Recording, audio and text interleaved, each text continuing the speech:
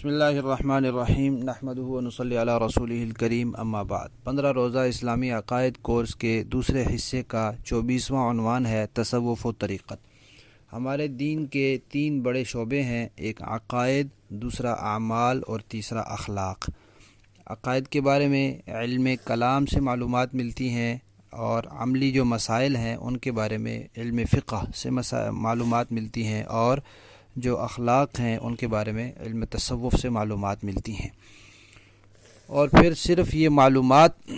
کافی نہیں ہوتی، عقائد کے بارے میں انسان معلومات لے لیتا ہے اور ان کو جان کر دل میں بٹھا لیتا ہے۔ عقائد کے بارے میں، اعمال کے بارے میں فقہ سے مسائل لے لیتا ہے، لیکن عملی طریقہ بہرحال پھر بھی کسی سے سیکھنا پڑتا ہے۔ اور جو اخلاق ہیں ان کے بارے میں علم تصوف سے معلومات تو مل جاتی ہیں، لیکن باطنی بیماریاں دور کرنے کے لیے، اپنے دل کی پاکیزگی اور صفائی کے لیے پھر کسی اللہ والے کے ساتھ تعلق قائم کرنا پڑتا ہے اور ان سے بیعت کی جاتی ہے۔ اسے تصوف اور سلوک کہتے ہیں، یعنی اپنے دل کی صفائی کے لیے، اپنی اندرونی بیماریوں کو ختم کرنے کے لیے، اپنا تعلق، دل کا تعلق اللہ تعالیٰ سے جوڑنے اور مضبوط کرنے کے لیے کسی کے ہاتھ پر بیعت کی جاتی ہے، اور یہ بیعت نبی کریم صلی اللہ علیہ وسلم سے ثابت ہے۔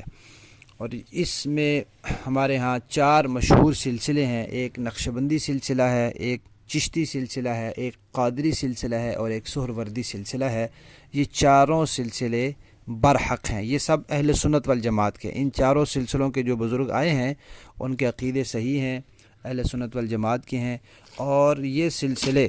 کروڑوں مسلمانوں کے دل کی صفائی اور تزکیہ نفس کا ذریعہ بن چکے ہیں، لہذا ان کو قرآن اور سنت کے خلاف قرار دینا یہ گمراہی ہے۔ آج کل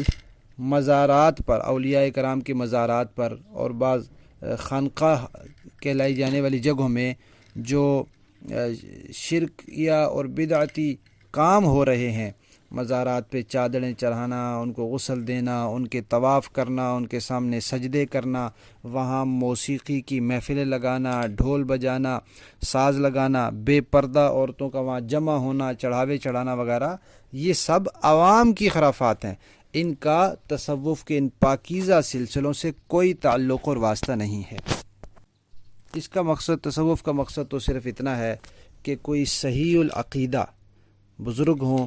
جن کے عقائد درست ہوں، جن کے اعمال سنت کے مطابق ہوں، اور ان کو ایسے ہی کسی بزرگ سے اجازت حاصل ہو کہ آپ لوگوں کو بیعت کر سکتے ہیں، تو ان سے بیعت کر کے اپنے دل کی صفائی کرنا، اپنے اخلاق کو سنوارنا اور اپنا تعلق اللہ تعالیٰ سے مضبوط کرنا۔ سورہ مومنون میں اللہ تعالیٰ فرماتے ہیں قد افلح من تزکا، جو آدمی جس نے اپنا تزکیہ کیا وہ کامیاب ہوا۔ اور سورہ انعام کی آیت نمبر 120 میں اللہ تعالیٰ فرماتے ہیں وَذَرُوا ظَاهِرَ الْإِثْمِ وَبَاطِنَهُ، ظاہری اور باطنی سب گناہ چھوڑ دو۔ تو باطنی بیماریاں جو ہوتی ہیں خود انسان کو ان کی سمجھ نہیں آ سکتی، جیسے بعض بیماریاں تو انسان کو سمجھ آ جاتی ہیں، بعض بیماریاں ڈاکٹر اور طبیب بتاتے ہیں کہ یہ بیماری بھی ہے آپ کو۔ اور سورہ آل عمران کی آیت نمبر 164 میں اللہ تعالیٰ نے نبی کریم صلی اللہ علیہ وسلم کے کو دنیا میں بھیجنے کے مقاصد میں یہ فرمایا کہ وہ یزکیہم، ان کا ایک مقصد یہ بھی تھا کہ وہ لوگوں کا تزکیہ کریں۔ اور سورہ ممتحنہ میں اللہ تعالیٰ نے فرمایا یا ایھا النبی اذا جاءک المؤمنات یبایعنک علی الا یشرکن باللہ شیئا ولا یسرقن، کہ مومن عورتوں سے آپ بیعت لیں اس بات پر کہ وہ شرک نہیں کریں گی، وہ چوری نہیں کریں گی۔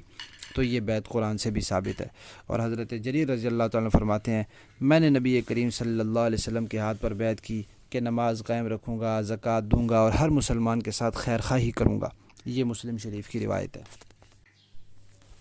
تو بیعت کرنا اپنی اصلاح کے لیے ہوتا ہے اور اپنی اصلاح کرنا انسان پر لازم ہے، لیکن آج کل بیعت اور سلوک کے نام پر، خانقاہوں کے نام پر، تصوف کے نام پر، ان سلسلوں کے نام پر بہت زیادہ خرافات ہیں، ڈھونگ ہے، 2 نمبری ہے، فراڈ ہے۔ اس لیے بہت سوچ سمجھ کر، سب سے پہلی چیز ہے عقیدہ، عقائد دیکھے جائیں کہ اہل سنت والجماعت کے مطابق ہیں یا نہیں ہیں۔ پھر اس کے بعد اتباع سنت، کرامات کوئی ہونا ضروری نہیں ہے، سنت کی اتباع ہے یا نہیں ہے، شکل و صورت، لباس، رہن سہن سنت کے مطابق ہے یا نہیں، اور پھر اس کے بعد یہ کہ ان کو ایسے ہی کسی مرشد کامل سے اجازت بھی ہے یا نہیں ہے۔ اور پھر یہ دیکھے کہ مجھے ان سے فائدہ ہو سکتا ہے، میری ان سے رابطہ رہ سکتا ہے، تو پھر انسان ان سے بیعت ہو۔ اور بیعت کی بات صرف اس پر خوش نہ رہے کہ میں فلاں کا مرید ہوں اور فلاں سلسلے سے وابستہ ہوں، بلکہ جو مقصد ہے اس کو حاصل کرنے کے لیے آخر دم تک فکر مند رہے۔